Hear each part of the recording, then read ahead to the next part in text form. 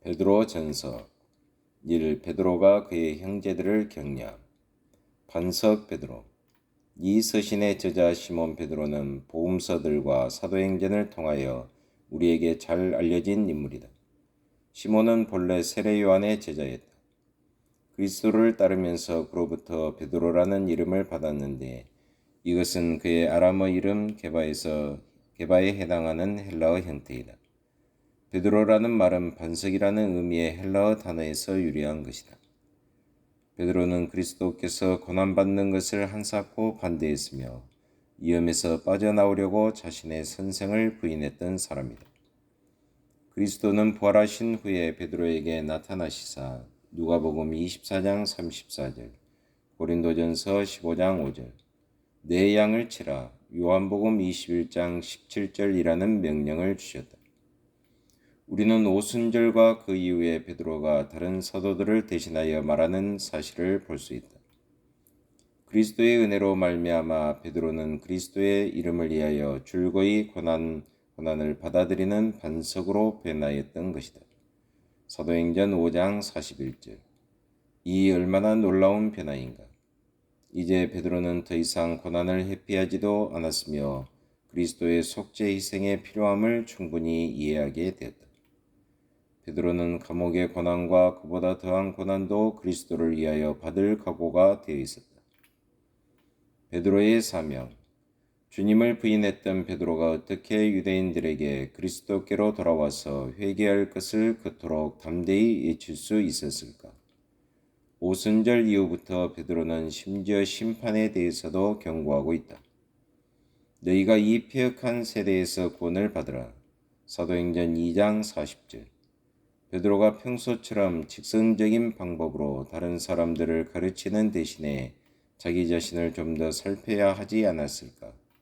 이러한 질문은 베드로 서신들에서도 제기될 수 있다.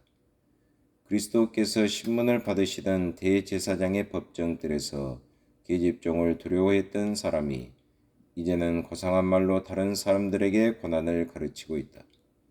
너희가 그리스도의 이름으로 욕을 받으면 복 있는 자로다. 4장 14절. 차라리 베드로는 이러한 문제에 관해서는 침묵하는 것이 더 낫지 않았을까?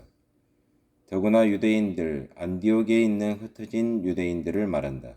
이에 대한 두려움 때문에 베드로는 오순절 이후에도 소신껏 행동하지 못한 경우도 있지 않은가? 갈라디아서 2장 12절. 물론 이러한 질문들에 대한 대답은 아니다이다. 최후의 만찬에서 그리스도는 베드로에게 실족할 것을 예언하셨을 뿐만 아니라 그리스도의 사명을 올바로 이해한 후 그 형제들을 위하여 일하라는 명령을 주셨다.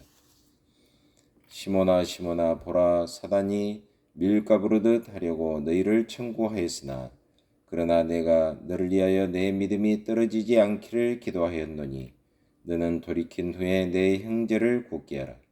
누가복음 22장 31절 32절. 이렇듯 베드로에게는 그의 형제들을 굳게 해야 할 사명이 있었던 것이다. 이 베드로서에서 베드로는 자신의 이러한 사명을 수행하려고 한다. 베드로는 하나님께서 사람을 외모로 보시지 않는다는 사실을 알고 있었다. 1장 17절, 사도행전 10장 34절. 그런즉 중요한 사실은 베드로의 과거가 아니라 그리스도께서 주신 사명이었다. 베드로가 그의 서신의 끝부분에서 다음과 같이 말하는 것을 보면 그가 그리스도의 말씀을 언급하고 있는 것으로 보인다. 모든 은혜의 하나님 곧 그리스도 안에서 너희를 부르사 자기의 영원한 영광에 들어가게 하시니가 잠깐 고난을 받은 너희를 친히 온전케 하시며 굳게 하시며 강하게 하시며 털을 견고케 하시리라. 내가 신실한 형제로 하는 실로아노로 말미암아 너희에게 간단히 써서 권하고 이것이 하나님의 참된 은혜임을 증거하노니 5장 10절 12절. 참조 베드로후서 1장 12절. 베드로는 회개하였으며 이제 복음을 올바로 이해한 후 소아시아에 있는 그의 형제들을 격려하고 굳게 하는 것이다. 바벨론에서 온 편지. 베드로의 수신자들은 본도, 갈라디아, 갑바도기아, 아시아와 비두니아 등에서 살고 있었다. 아시아 대륙의 이름은 이 지방에서 유래한 것이다.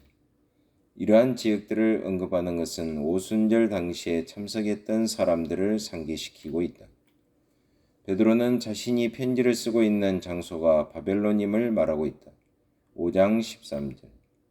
일부 해석가들은 베드로가 그 이름을 상징적으로 사용했다고 생각하지만 다른 사람들은 그것이 바벨론이라 불리는 구체적인 장소를 가리킨다고 생각한다. 베드로가 상징적으로 그 지명을 사용했다 하더라도 그가 로마를 의미했을 가능성은 거의 없다. 정부 2장 13절 이하에 대한 베드로의 태도는 그가 제국의 수도에 대하여 바벨론이라는 경멸적인 호칭을 사용할 정도는 아니었다.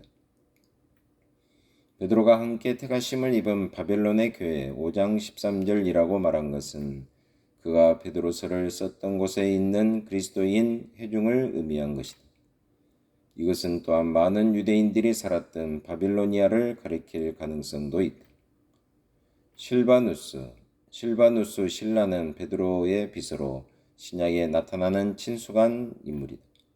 그는 바울의 여행 동료였으며 데살로니가인들에게 보내는 2개의 편지 서두에 언급되고 있다. 베드로의 서신과 바울 서신들 사이에 유사한 구절이 있는 것은 실바누스의 영향 때문이라고 할 수 있다. 뿐만 아니라 우리는 그 당시에 설교하고 가르치는 데 사용하던 특정한 언어가 있었다는 사실을 잊어서는 안 된다. 베드로가 그의 서신에서 그 언어를 활용한 것은 자연스러운 일이었다. 우리는 또한 베드로의 서신과 그리스도의 말씀 사이에 유사한 점을 발견할 수 있는데 그것은 놀라운 일이 아니다. 베드로는 주님과 아주 가까운 관계를 유지했던 제자였기 때문이다. 너희 형제들을 굳게 하라. 이 서신에서 베드로는 실바누스의 도움을 입어 주님의 이 명령에 순종한다. 그의 독자들은 어려운 시기를 맞이하고 있었다. 왜냐하면 사단이 그들을 밀가부르듯 하려고 했기 때문이다. 이제 베드로는 목자로서 그들에게 격려를 주고 있다. 이 나그네와 제사장 1장 1절로 2장 10절 2등 시민들 팔레스타인 밖에 있는 유대인들은 디아스포라의 유대인들처럼 흩어진 나그네로 불리웠다. 그들은 그들이 살았던 땅에서 나그네요 이방인들이었다. 그들의 진정한 고향 땅은 유대 또는 갈릴리 지역이었다. 베드로는 그의 편지 서두에서 예수 그리스도의 사도 베드로는 본도, 갈라디아, 갑바도기아, 아시아와 비두니아에 흩어진 나그네라는 표현을 사용하고 있다. 베드로가 여기에서 나그네라고 표현했을 때 그의 마음속에는 이 세상을 고향처럼 생각하지 않는 그리스도인들을 염두에 둔 것이 아니었다. 베드로가 말하는 나그네나 이방인은 다른 종류의 의미를 가지고 있었다. 베드로가 1장 17절에서 나그네로 표현한 말은 헬라어 파로이키아로서 오늘날 영어의 페리시, 교구라는 단어와 관계가 있다. 베드로는 단지 그의 수신자들이 처해 있는 상황을 묘사한 것뿐이지 모든 그리스도인들이 이방인이나 나그네처럼 느껴야 한다고 말한 것은 아니었다. 문제는 베드로의 수신자들이 2등 시민 취급을 받았으며 압박과 고난을 받았다는 사실에 있었다. 그러한 의미에서 그들은 나그네들이라고 불리고 있는 것이다. 베드로는 한순간이라도 이 세상에서 우리의 소명과 사명을 부인하려고 하지 않았다. 그가 그리스도인들을 나그네들이라고 부르는 것은 그들이 처해 있는 환경과 여건 때문이었다. 베드로는 하나님의 피조물이요 상속자로서 그들의 권리를 결코 의심하지 않았다. 하나님 아버지 참으로 감사합니다. 오늘 배운 베드로서를 통해서 저희들이 베드로처럼 하나님께서 우리에게 주신 소명과 사명을 적극적으로 수행하려고 하는 그러한 충성심이 충만한 저희들이 되게 하여 주옵소서. 예수 그리스도의 이름으로 기도하옵나이다. 아멘.